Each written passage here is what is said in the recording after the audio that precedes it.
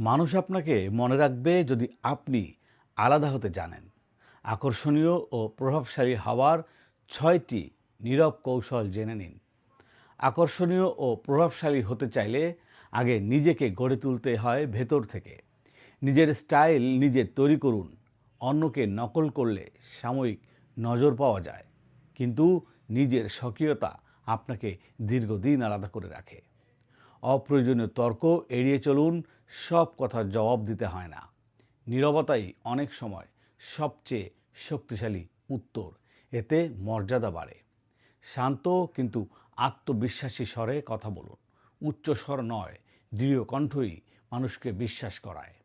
চোখে চোখ রাখুন দৃঢ়তা, কথায় রাখুন মিষ্টতা।